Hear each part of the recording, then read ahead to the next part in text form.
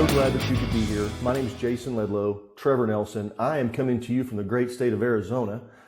We come out here about once a quarter. Trevor and I do. He's still in California. He's coming out. He and his wife are coming Friday. My wife and I got here yesterday, and we come out here and work on our planning, what we're going to do, and just kind of enjoy each other's time because we are 1,000 miles apart. But we're real excited to be here and to talk to you about this today.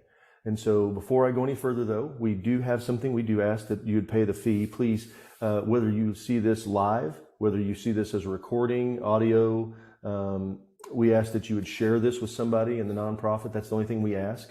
We're not here to sell you anything. We do work with fundraising, nonprofits fundraising, but that's not what the purpose is. The purpose is just to bring about some hopefully good knowledge that you can take out back home and use to raise more money.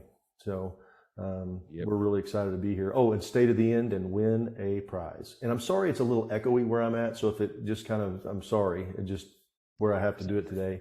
It was either this or outside in Fountain Hills, Arizona. It's already 100 degrees. So it is a little bit warm here. We're good. Yeah. You sound great. Competition, creativity, and consistency. And we're going to talk about those, how they tie back to you and the way we look at things like this, really, and how we think that this is really specifically for you as an individual as much as your organization. So we hope this kind of works both ways. So why don't you kick us off, start talking about competition, Trevor? Yep. Yeah, I just want to recap the 3 C's in case anyone was wondering what we're going to come out with today. It was competition, creativity, and consistency. And Jason and I talk about these things all the time. Obviously, we talk about these things all the time on the webinar and on the podcast and that we do as well. And what was interesting, what kind of got the conversation going, even though we've touched on all these topics together many, many times in our daily talks, competition, I had an aha moment, and I'm a competitive person. Jason's competitive. We have competitors in our space, I'm sure. But what I thought was, and what the impetus for all this was competition is a good thing. And maybe everyone already agrees with that. I don't know. But it was the aha moment for me was I noticed, and hopefully I'll just tell this quickly. I noticed a lot of other consignment providers and other companies like ours entering into the space. And Jason and I don't really spend a lot of time looking at other companies. The only time we ever do is if someone brings it up to us and goes, "Hey, have you heard of this company?" Which we've asked people to do time and time again.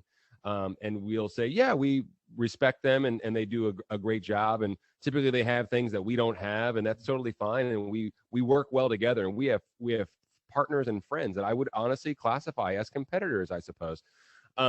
However, even with all these new companies I don't have a lot of experience with that we've seen, and this will make sense with folks that are working in the nonprofit space and have other nonprofits working in their area, for instance, or nationwide or what have you, is we believe in the law of abundance, and we believe it's a very, very big world, and it's a very, very big space. And my aha moment was, not pushing back or anything, we weren't going to make any changes internally as a result of other companies getting involved in the space, but I said to myself, and I said to Jason, I said, well, these companies are introducing other nonprofits to what we do, essentially, offering consignment items and things like that. And I'm so, we're so persistent, and we believe so strongly in what we provide, and what our team does, and how we go about helping organizations raise money, that I thought that, well, they were actually kind of doing work for us at the end of the day, where the competition was actually really, really good. Because if a new company is introducing a nonprofit to consignment items that can raise them money, well, it's only a matter of time. I said, without sounding pompous, it was only a matter of time before they come and start working with us, is how I felt about it. And that's what got the conversation going about competition. And I've been a competitor my entire life. Jason's been a competitor for his entire life as well. At the end of the day, though, we're not really we want to succeed and we want to win, the proverbial win.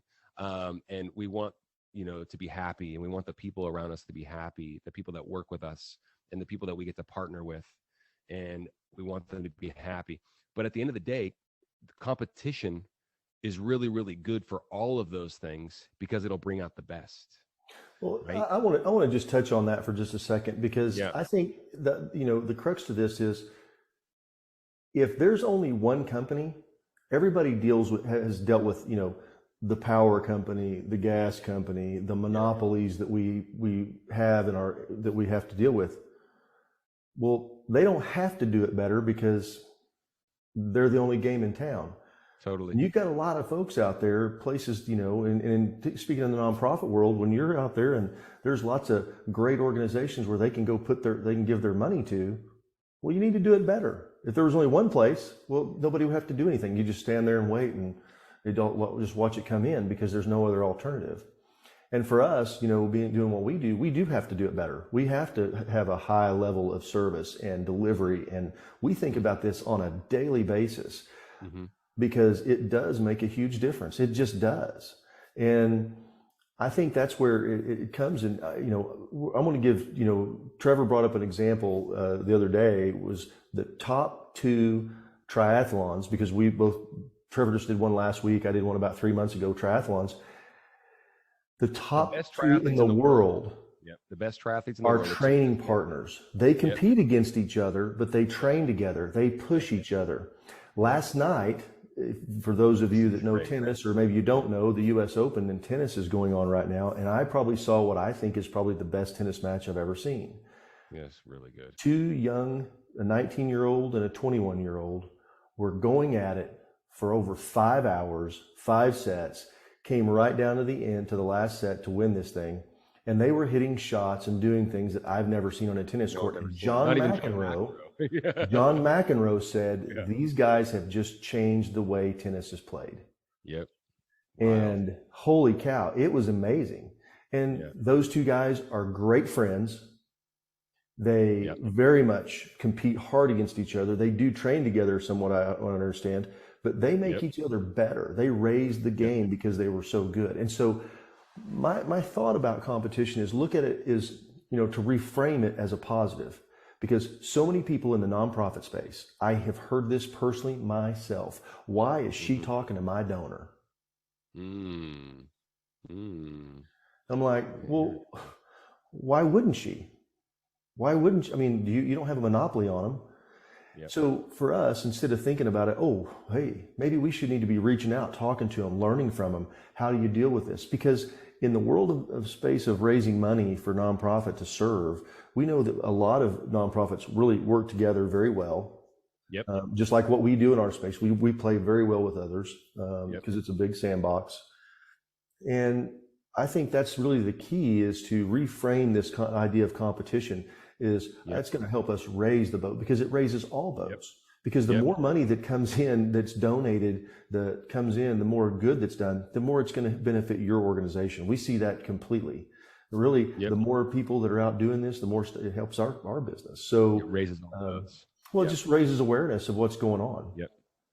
So I think that's the biggest part to me about that whole thing is to reframe it, look at it as a positive thing, as a good thing. And getting together with other nonprofits, because I've personally seen this, where an executive director was at a fundraiser, her fundraiser. She looked and sees an executive director of a foundation and says, "Why is she talking to my donor?" And I said, "Well, didn't the foundation that she's works for, didn't they just write you guys a big check? You ought to be over there and introduce them, bringing them together, talking to them, because y'all are you're in the same mission." So. You and I did a deep dive on this competition thing regarding nonprofits, and then also on a macro level, we did a deep dive on this a couple of days ago. And another thing that is a layer of this, and accepting that it's good, and accepting that the world is very abundant, and that you don't own clients and you don't own donors, no one does, that kind of thing, was another layer of this that's very, very important that we want to challenge people to do, is to be happy for the success of others. Very much. It doesn't matter if it's in our space, if it's 2 members of on the same team that are going for a certain goal, bringing in a certain dollar amount or whatnot to the organization, or the 2 greatest young tennis players in the world. Hey, are they competitive? probably more than any of us can really fathom. Okay, are the two I've never best seen travel. anything like it. The guys are, Yeah, after 5 hours, they course. were still putting everything they had into it. Is the gentleman that lost going to be distraught? Most certainly, but he's a human being, and he trains with his friend. He Yeah. only got to that level because he is training against the best. You don't get that level training with your older coach or what have you hitting Mhm. you balls. Right? It doesn't work that way. Competition brings out the best. But being happy for the success of others is another thing that really, really should motivate others, because what you put out there will come back. Yeah. We're living that 100% of the time, and seeing the benefits of that, and truly, truly being happy for the success of others. I think is a wonderful, wonderful trait, Mhm. and it'll raise your levels. Also, and seeing other people succeed should give you the nudge, should make you Yeah, for want sure. to. Yeah, should make you want to get out there and ask more out of Well, yourself. when you see somebody else go out and do well and they just blow it out of the water, don't take that as a good thing. It's possible. Absolutely. You're seeing Yeah. it happen. So, hey, I'm I gonna. think there's the why not me side of it too. It's like, hey, they can Yeah, do it, yeah, I can do it. You know what I yeah. mean? Why not me? I can do Why that. not? That kind of thing. I Well, think I that's think it's really important to jump to this next one, Trevor. I'm gonna just Yep. No, do I that. love And it. if anybody has any comments or questions, please chat it, put it in the questions down there. We want Yeah. to hear back from you, the dialogue. It's not just a one-way thing. Yeah, we're not But, going. We're going a little more existential than usual with yeah. today's Um, topics, because but we so, talk about auctions. the three C's is creativity, and I want to turn that about aka talent, because I think this is misunderstood, and I'm putting the words together. Okay, this is just me and putting this way together. I think this is misunderstood a lot of times. I think, oh wow, boy, he's so creative, she's so creative. Oh my gosh, they've got so much talent. I want to challenge that for just a little bit. And this talent thing, I personally believe that it just means that they're willing to try stuff. I think if you look at some of the most talented people in the world, they fail. Their failures are monumental in number and probably in size. I was telling Trevor before we started, I said, think about all the great artists. Think about the Rembrandts. Think about the Monets. Think about all these people. Do you realize how many canvases and sculptures and stuff that they destroyed because they blew it? They didn't like it. They smashed it. They didn't care. And I've read about them, so I know this is true. Or the great composers that created this deal, and it just didn't work. And I recently read a couple of things about some authors and how many books they've written, and the book just didn't work. They wrote a book, but whenever it came time, it just didn't work. It was just part of the deal. They failed. So they think about it. Take all the time, 3 or 4 months of your life you spend that these authors, or maybe more than that, and it just didn't work. But they kept trying. And talent, I think, a lot of time is just basically the willingness to fail. And creativity is the willingness to try new things and to get out of your comfort zone. When I hear people say, oh man, they're so creative, we have some very creative people on our staff.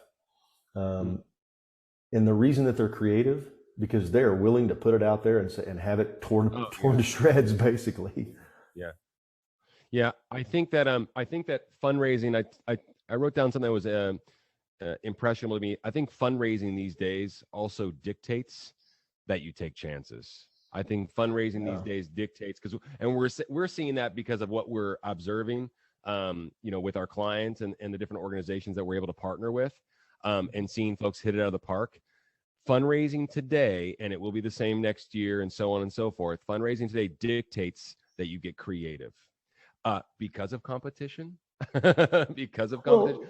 Well, here's a great example. Way back whenever I first did my very first event, all we would get, there was basically you would get your little program, and you would open up your program, and that had everything in it. And that's all you had. That's it.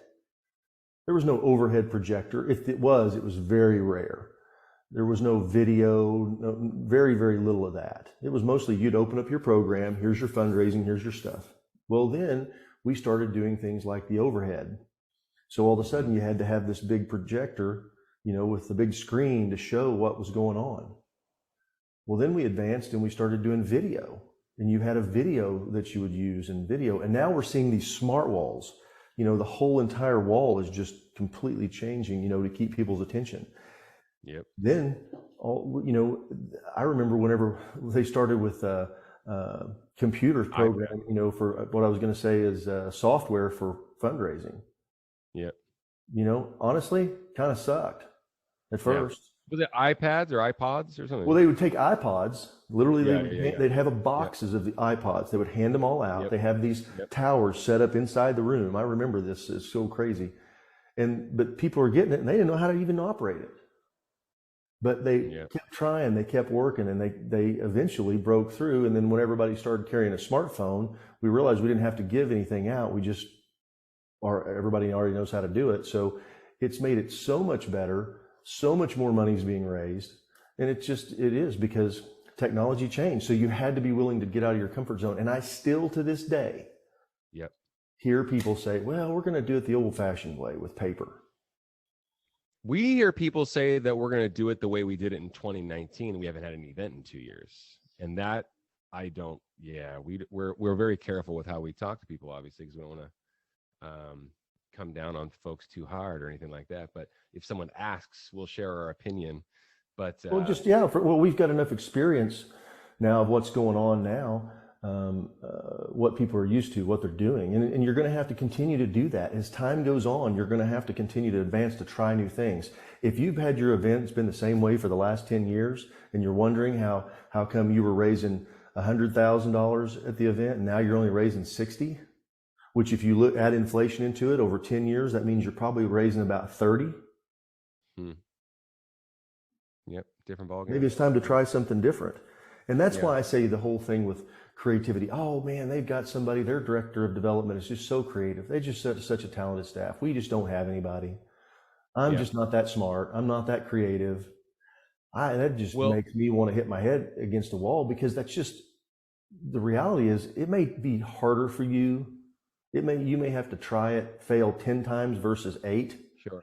Sure. But it's getting out of your comfort zone. And there are talented people. Don't misunderstand. There are some incredibly talented people. I hate to use tennis again, but I'm going to. Nick Kyrgios is probably the most talented tennis player on the planet right now. He is absolutely uncannily, but he's got a head full of rabid cats. Okay. I mean, he is just all over the place, but he is incredibly talented. And, just because we're more talented doesn't mean that you're going to outperform. And that kind of brings us up to the next one. And I think this is the number one characteristic of success that I've ever seen in my life.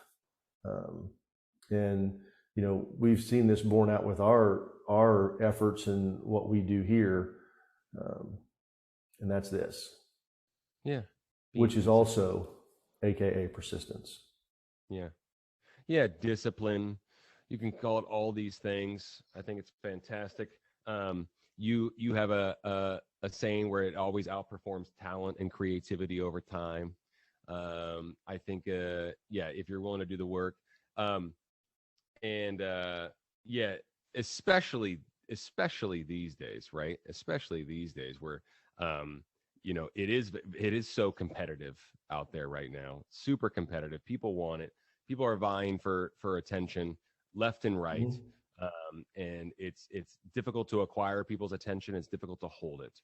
So being consistent with your message, with your output, day in, day out, whether that's asking, making the calls. I want you to give the example that you shared with me yesterday about Sister Bridget J, about how you told her. She's on here, so I guess I'll do that. I thought, hey, sister. Yeah. Well, it is a great example. And Sister Bridget, if I get the facts wrong, forgive me. I want to give the idea of the story. So whenever she and I spent some time together on the phone, we were talking about raising money, what she needed to do. And she was very reluctant. And I don't mean that not that her desire was to do well, but she just wasn't comfortable. Yep. And what I just said, what can you commit to do on a daily basis? What is it? Let's not overcommit. Let's just, what do you can do on a daily basis? How many phone calls can you make on a daily basis?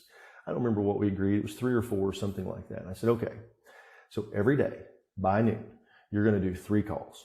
You're going to call 3 new people and you're going to invite them to participate, tell them what your mission is, and just talk to them. Yep. And she did. And she did. And my point of that is, you don't have to have the best speech. You don't have to have the best persuasiveness. People used to say to me, oh man, you're a natural born salesperson. I do have maybe some talent in that regard. But the only time I've ever had real success in my life with any of that is being consistent. We did the work. Yeah. We have this Mark West, who is on here right now, came and became part of our organization in 2020 when everything was shut down. And Mark will tell you, he reached out to nonprofits, not trying to sell them anything, just introducing, and we just started doing it. He did it consistently every day, just over and over and over, just reaching out, introducing himself, talking, just creating conversations. And it took a long time. Mark will tell you, it was in 2021 before anything turned for him. And in 2021, he had a fantastic year, and he's having a fantastic year this year working with all those nonprofits he created relationships with. And it's not because, and I say this very lovingly to Mark, it's not because he's the most talented guy out there. It's not because he's the best looking, although he is a very handsome man. Nice looking guy. But what it is he was willing to do the work and be consistent. And I cannot tell you how many times in my life that, and everybody you can do a show of hands. Have you ever gone to a company and they're a huge company and you're like, they really aren't that good. They really aren't that the best of what they do, but they show up every day. I've seen this in the business world where I was, whenever I was in telecom, there were people in there that were super successful, and quite frankly, they weren't the sharpest knives in the drawer. Or maybe the product's not even the best. The product was, lacking at best, but what they did, they showed up every day. There is a guy in Oklahoma City where I live. He's an auctioneer. Sells like estates, business liquidation, stuff like that, big equipment sales, things like that. Probably been doing it for 30 years now, maybe longer. He's not the best. He's not the best auctioneer.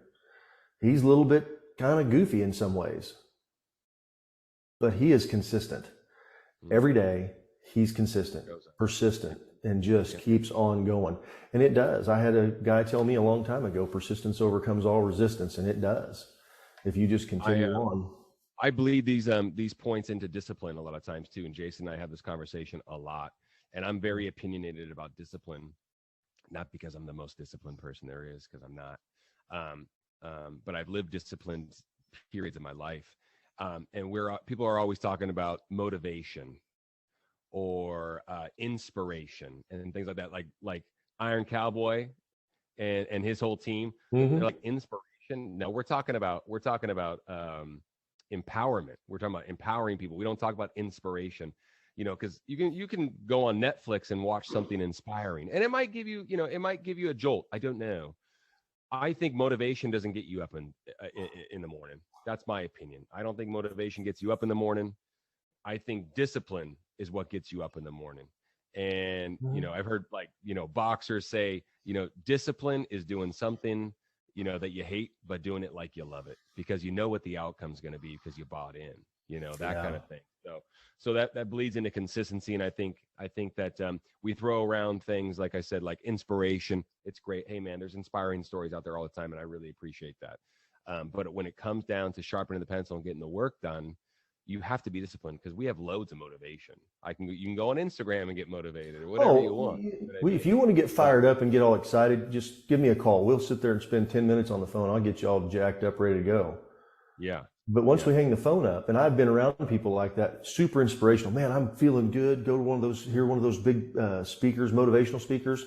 You leave out of there, you're ready to fire up. You wake up the next day and you go, oh, well, now what? That's kind of the Tony Robbins thing, right? And I love Tony Robbins. I think Tony Robbins is cool. I really, really do. And but Tony Robbins will even sit there and he will even tell you, as inspiring as he is, it is about those Yeah, it's what's the daily habits, the daily Yep. things that you do Yep. and doing them consistently. If you Yep. want to raise more money, if you absolutely want to raise more money, if you will start reaching out to people, focusing Yep. on relationship, if Yep. you will start getting your message honed in, do Yep. it consistently, where you're Yep. talking about your message, what you do, the impact that you have, Yep. and then gratitude.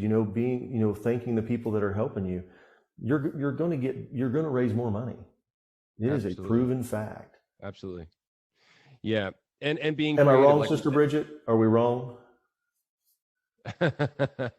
we we need an affirmation from you, sister. We were talking about you yesterday. It was too cool. Yeah. I remember being on my bike and pulling over the day after your event, and you telling me how great it went. And we're just so proud of you. So thanks for always letting us share that as an example. And we can't wait for the next one. It'll be pretty amazing, I'm Mhm. sure. It'll be better. So Anybody have any questions, feedback, thoughts about all yeah, this stuff? yeah.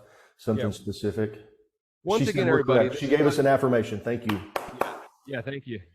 Uh, we don't, we're getting, like I said, a little existential, not trying to be life coaches here or anything like that, but we just thought there was some cool topics like this that we could discuss that, that have a direct correlation to what we see in our business and our work, Mhm. and then in your work as well. And we thought it might be just a nice reminder. So might not be the longest webinar or anything like that, but we're open to any feedback, anything creative that you've Yeah, done I that mean, if you got something good out of this, we'd love to hear that. Yeah, this is something I needed to hear. We yeah. always want to hear that. And if you have any topics, so I do want to say, if you guys ever have anything, you go, I really wish y'all would do something on this. Or if you're sitting there Oh, one day, I wonder how to do that. Because if we don't know, we will go get the expert, bring him in here, and we'll all learn together. Because that's what we like to do. Is we want to learn more all the time.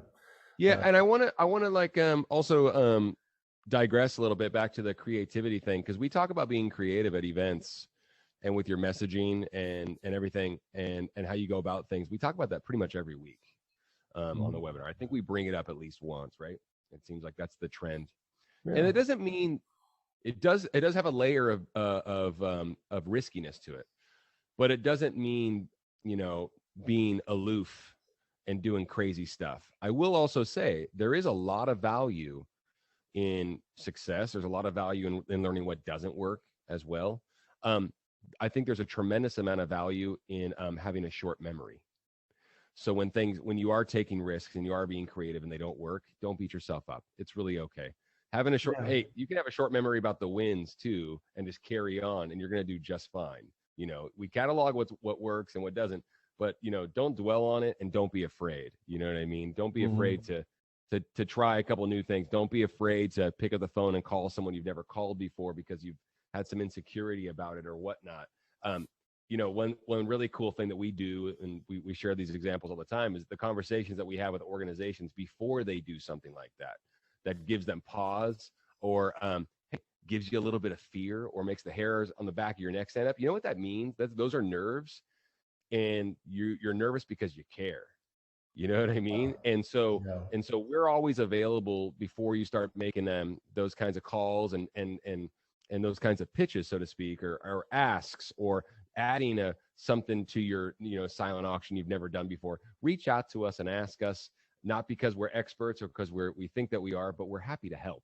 So that's something that we're always available to do. And also we'll give you the nudge, the helpful nudge that you need to make that decision to do things. So um, sister Bridget said, my sister, who also does development, says, if you want to make the same amount of money, do the same thing. If you want to make more money, you have to change things up. You need to have guests lead with a wow memory. And That's sister, so you said it. good. Yeah, you said it beautifully, because once again, another consistent message week in, week out. We talk about venue and menu. We talk about the message. We talk about the show itself. We talk about, like, hey, what's too many items in the live auction? We're gonna bog down the golden hour of fundraising if we have too many.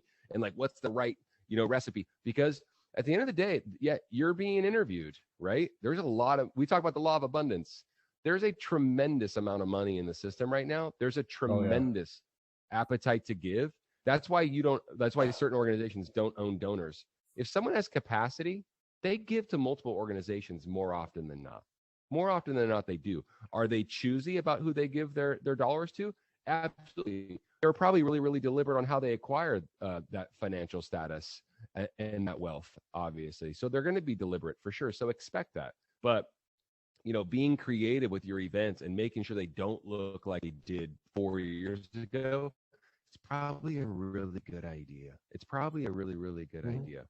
But yeah, you got to throw it up on the wall and see what sticks. You're talking about artists, and it's so funny. It's like I thought, like I've done some extensive reading about Van Gogh and things like that. And I was like, he probably didn't just paint Starry Night, one crack. You're talking about like, canvases lying around and stuff like that. I'm sure it wasn't like take one. I don't know. I'm assuming that it wasn't. Well, I think that, and the thing about doing these changes and changing something, just because you don't throw everything out and just say we're starting now. I have seen some organizations that have done it because they needed to. They needed to make that dramatic. Yeah, revamp. And it was like they needed to come out of the dark ages. But on the flip side of that, I believe that when you are willing to try new things and do it, because rarely have I ever seen an event that everything hit 100%. Everything just went off perfect. Now, to the people attending, they thought it did, but maybe we had an intent that we wanted something. We wanted to raise this many dollars with this specific thing.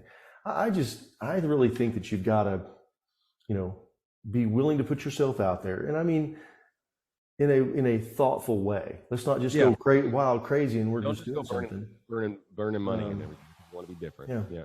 Alicia, that was really cool. Go ahead. Oh no. Well, it's funny because it's something that I'm careful about talking about. Honestly, because I don't want to. I'm not insensitive about it, but I there's been a tremendous amount of turnover in the space, right? And with that comes, like, we have a lot of people reaching out to us all the time. Like, hey, I'm very new to this position. I have not seen that in some time. I've seen turnover, but I'm seeing like a fresh interjection of talent at different organizations. And Alicia was talking about, that change of hands in our organization, and with that, naturally, a change in how we function and fundraise. It has been refreshing, exciting, and really cool. I've been given the go-ahead to be more creative in our ideas, and it has been so fun. And guess what? That's what we require, that, Alicia. I think that's great feedback. Hey, change leads to growth, however uncomfortable it is. It might be really, really hard for a lot of folks, but that's the truth. And we've seen this, I mean, countless times, and we're sharing it now. Alicia's sharing it. Once again, big organizations, folks are coming out to us and saying, I've never done this before. And we're going, oh, wow, this is really, really cool. And I think it's refreshing. And I think it was an interjection that the space needed. And I think it's really, really cool.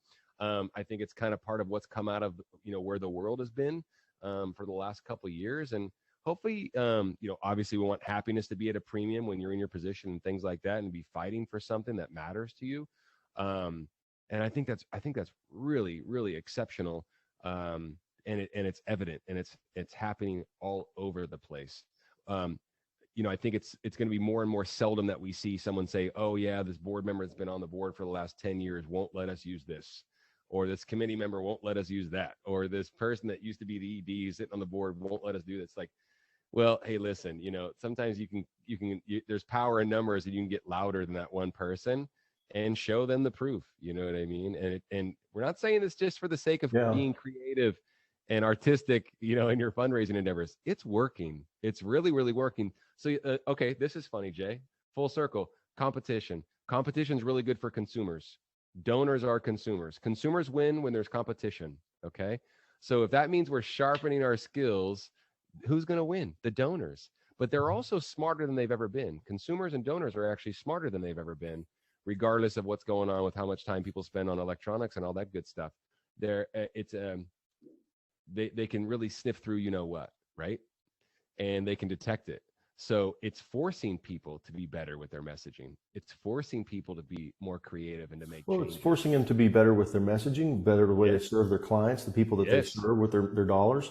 It's, to be a more leaner, tighter, more efficient organization. And I don't mean where they go, okay, we only spend 2% of all the money we generate on our stuff, and they're living in a cardboard box trying to provide services. That's not what I mean. I mean that they're, the impact that they're having, the dollars that they're, getting out there, the positive information, the positive change or whatever it is in the service that they do is better. Yep. This Um, world's moving really, really fast, and you got to move with it. You yeah, know what I all that mean? information's out there. So I think you just have to be Yep.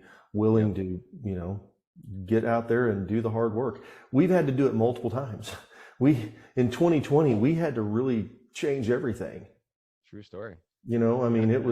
we had I to don't. completely overhaul Talk about everything. short memory. Talk about short memory. I don't really think about it very much. Yeah, because it was not But fun to man, oh think of. man. Well, for all of us, I mean, it Yeah. was a whole different thing. But Yeah. um, be willing to try, be willing to fail, be willing to put stuff out there. We try stuff all the time that just, eh, Yeah, but it's okay. We just wipe it off the board and keep on we moving. don't really spend that much time talking about our failure. Well, because the reason is because turn the we page know it quick. sucked. Yeah, I mean, yeah. we go, well, that sucked. Move it off the Yeah. deal and on to the next thing. Yeah. Yep, we turn the page really, Yeah. really quick. And I think that's why we don't spend a lot of time talking about it, because it's the way it didn't work. Another point that we were talking about with competition, I told you the truth. We don't spend a lot of time looking at what other companies do. I can probably connect the dots with what other companies do if they're offering consignment. I know what they're offering, right? They're offering this experience, that experience, this destination, whatever. You know what we focus on? What we do really well. That's where Jason and I and our team, front end, back end, in between, messaging, the whole nine. What we focus on more than anything is what we do and how we improve the experience for the folks that we have the opportunity to work with. I don't think you're ever wrong doing that. Things can always be improved. And I thought that's what you were kind of alluding to at 2020 with all the changes that we made in terms. Oh yeah, we did. Well, we learned about what worked for us and what didn't, and what we needed to do, because the client evolved, our customer evolved. Okay, your donor is going to evolve. Your donors are going to change. You're going to go through generational change. You've got one set of donors where you had, people that were 80 years old, and all of a sudden your average donor age, let's use like this. Let's say that your average donor age was 70. Okay.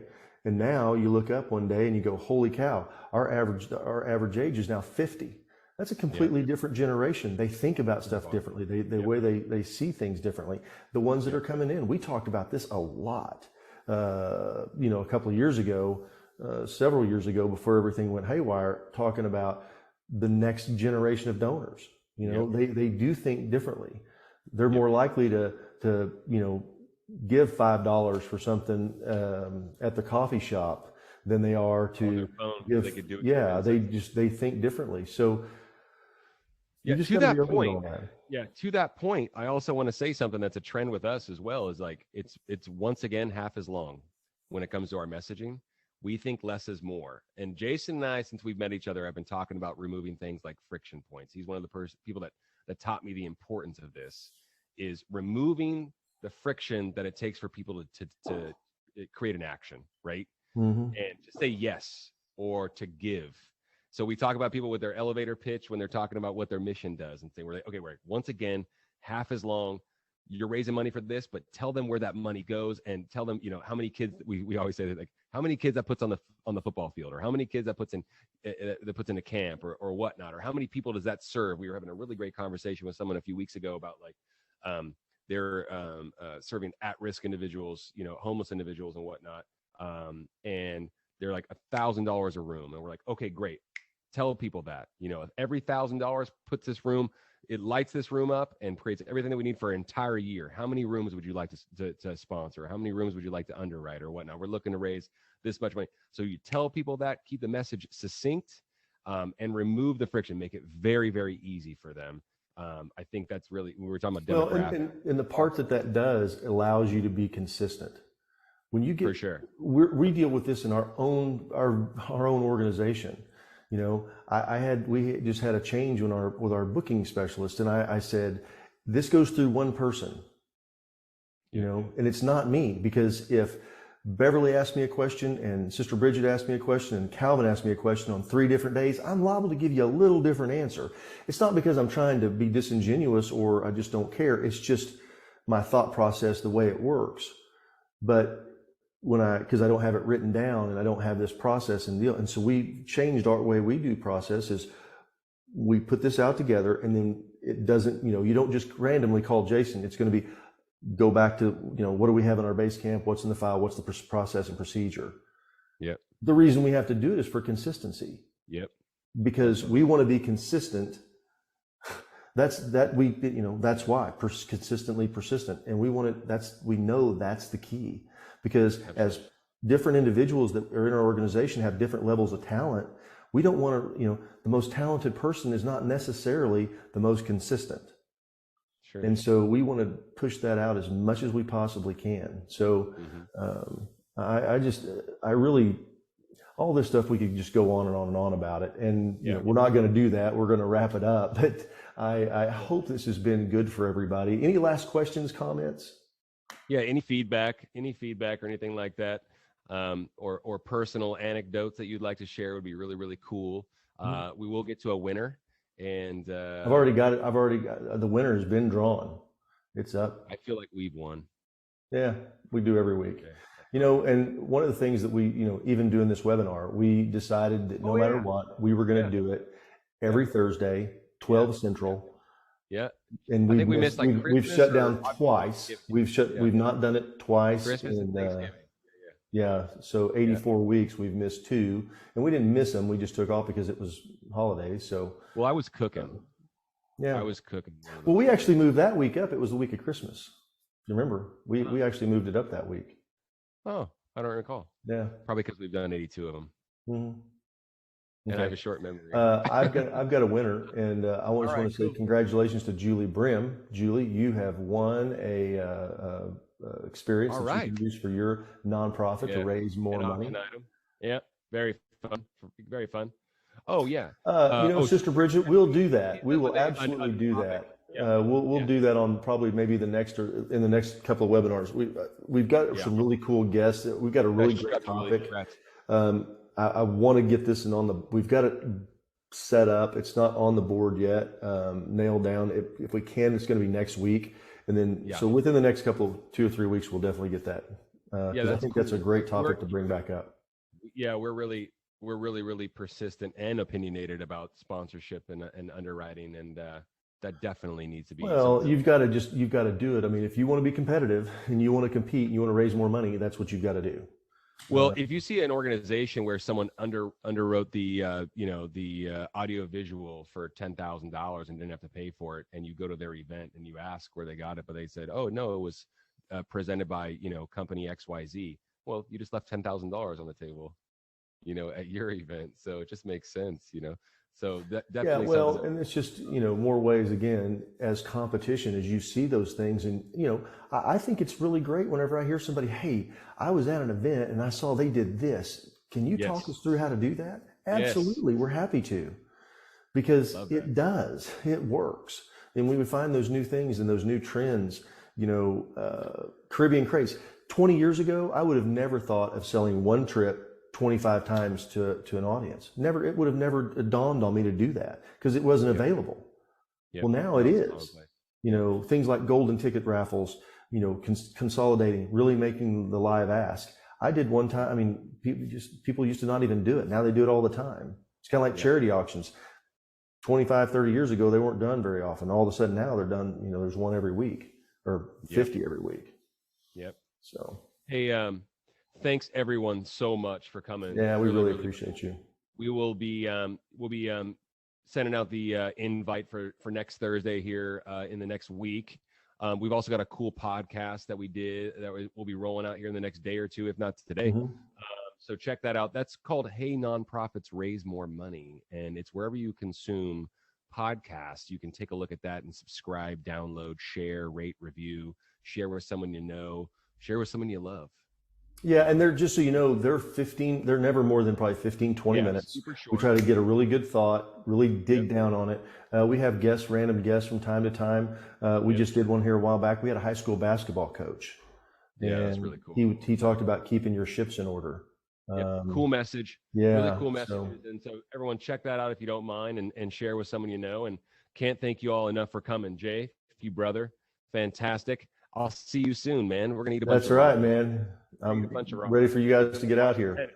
One of the things that we're doing is we're working on a new experience that we're going to be able to bring to you, hopefully by the spring, spring of 23 that's going to be an Arizona experience. So we're working on that. So very cool.